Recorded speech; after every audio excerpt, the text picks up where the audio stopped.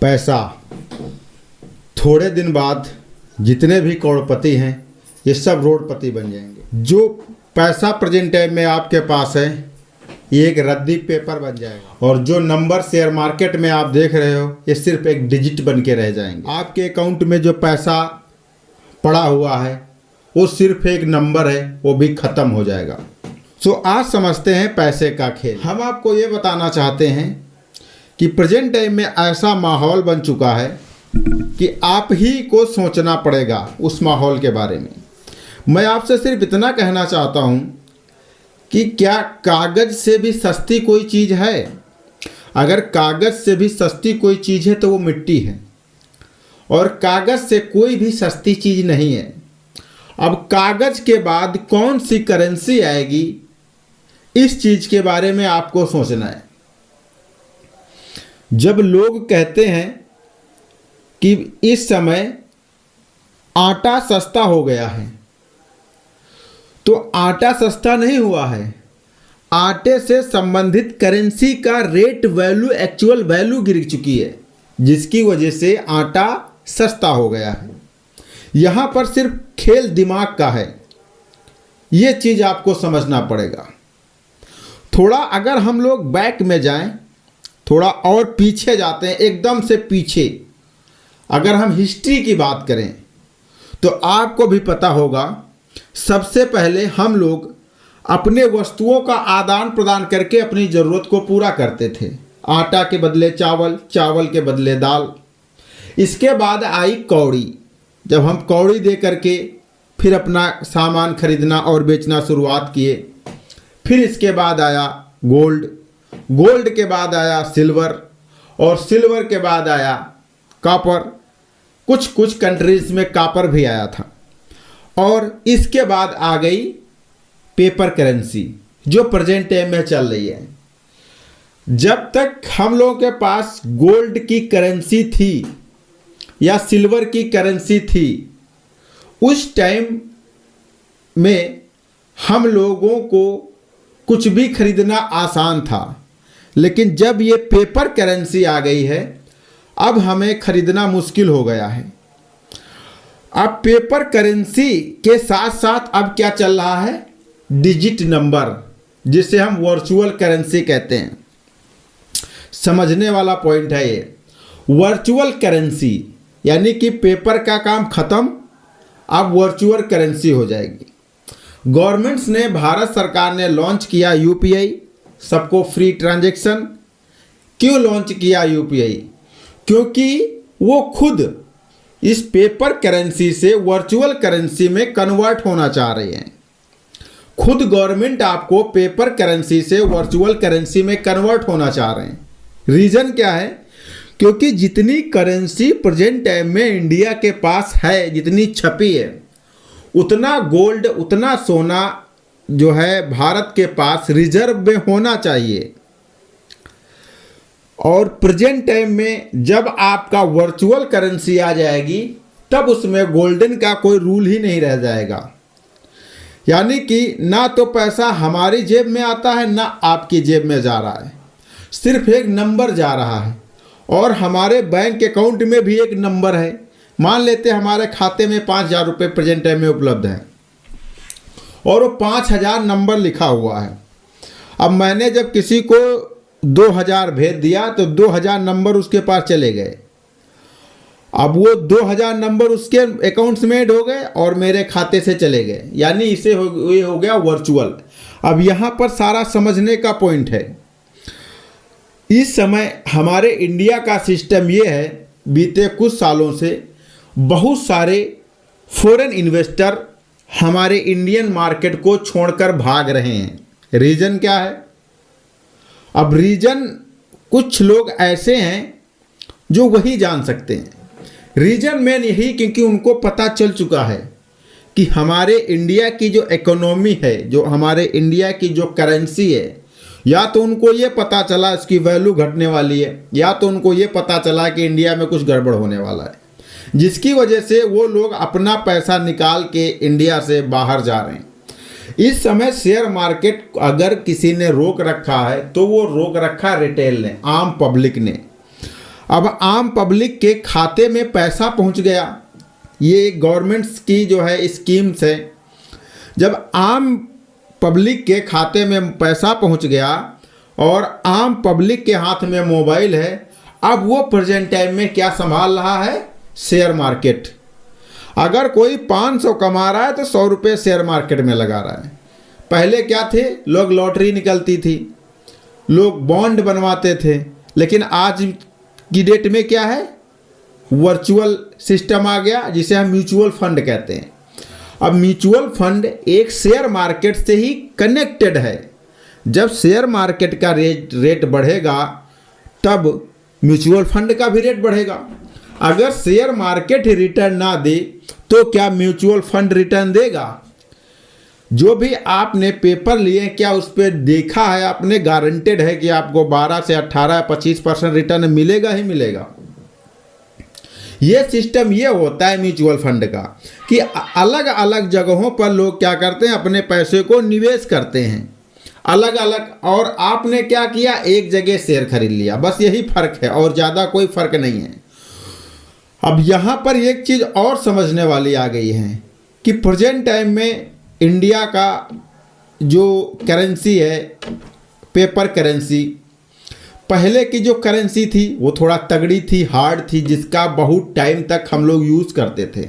लेकिन जो नई करेंसी आई, उस करेंसी का यूज हम एज ए मात्र अगर एक नोट को आप रोज़ 10 से 12 बार निकालो तो मुश्किल से 3 महीना वो चलेगा और फिर वो बेकार हो जाएगा। यानी गवर्नमेंट क्या करेगी, गवर्नमेंट के पास फिर से वो रिटर्न जाएगा और फिर जो है छप करके आएगा, जिससे क्या होगा, इसमें मैन्युफैक्चरिंग सिस्टम बढ़ा है नोट का। एक चीज़ और भी है कि अगर आप देखें तो यहाँ पर बहुत बड़ा गेम चल रहा है। आपके सारे अकाउंट्स, आपके सारा पैसा, आपके सारे जीरोक्स, सब कुछ आज की डेट में ऑनलाइन हो गया है। और जहाँ पर ये सारा डेटा सेफ है, सुरक्षित है, वो खुद का इंडिया का कोई भी डेटाबेस नहीं है। ना तो गूगल है, ना तो यूट्यूब है, और ना ही कोई भी प्लेटफॉर्म है जहाँ पर सिक्योर खुद का डेटाबेस हो, जहाँ पर हमारा सिस्टम सिक्योर हो, है ना। सब विदेशों के हाथ में, अमेरिका जैसे राष्ट्र के हाथ में हमारा जो है सारा डेटा चिपका हुआ है। साथ ही साथ एक चीज़ और आपको समझना पड़ेगा, अमेरिका प्रेजेंट टाइम में दुनिया का सबसे कर्जदार देश बन चुका है। जिस तरीके से हम लोग अमेरिका को बहुत ज़्यादा जो है एक पिता मानते हैं, राष्ट्रपिता, यानी कि दुनिया का राष्ट्रपिता, दुनिया का संघ का अध्यक्ष, इंटरनेशनल अध्यक्ष वो है, लेकिन वो इस समय की डेट में वो सबसे बड़ा कर्जदार है अलग अलग कंट्रीज का। तो ऐसी सिचुएशन में क्या हो सकता है, आप खुद सोचो। अगर आप पैसा बचा करके अकाउंट्स में रख रहे हो, आपके खाते में पैसा सेफ है, तो उस सिचुएशन में क्या है, आपके पास सिर्फ नंबर हैं। बहुत सारी बैंक्स बंद हो रही हैं लगातार। आखिर ये किस चीज़ का हिस्सा है? नई नई स्कीम्स आ रहे हैं, नए नए लोग इन्वेस्टमेंट कर रहे हैं, सब कुछ करते जा रहे हैं, लोग पैसा ऑनलाइन रख रहे हैं, फिर भी बैंक्स क्यों बंद हो रही हैं? सोचने वाली बात है ये। कोई बैंक्स बंद हो रही, कोई बैंक्स मर्ज हो रही, कुछ भी हो रहा है, ये एक प्रॉब्लम देखने को मिल रही है।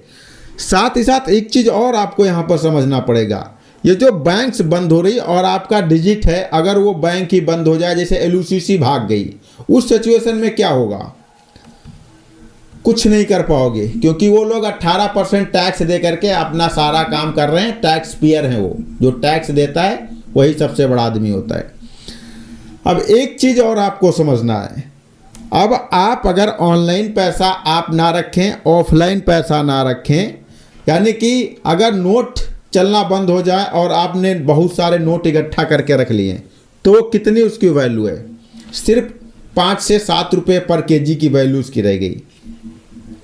और आप जो सोच रहे हो कि अगर एक बार विनाश होने के बाद दूसरी बार दुनिया बनेगी, जैसे कई बार बनी है, तो हो सकता है कि ना ही बने, ऐसा भी सिचुएशन क्रिएट हो सकता है।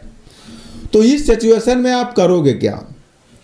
इस सिचुएशन में सिर्फ एक ही चीज़ है जो आपको बचा सकती है, वो है सिल्वर या गोल्ड।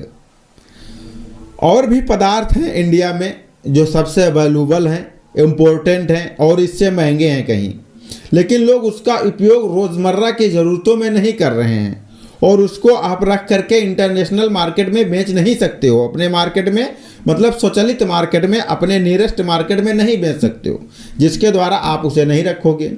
और जो गोल्ड एंड सिल्वर होगा उसे आप किसी भी मार्केट में कहीं पर भी इमरजेंसी पड़ने पर गिरवी रख सकते हो, बेच भी सकते हो। तो यहाँ पर ये सिस्टम आ रहा है। मुझे जब ये डेटा का रियलाइज़ हुआ तब मेरे दिमाग में आया कि यार ये तो बहुत बड़ा गेम है और गेम पलटने वाला है।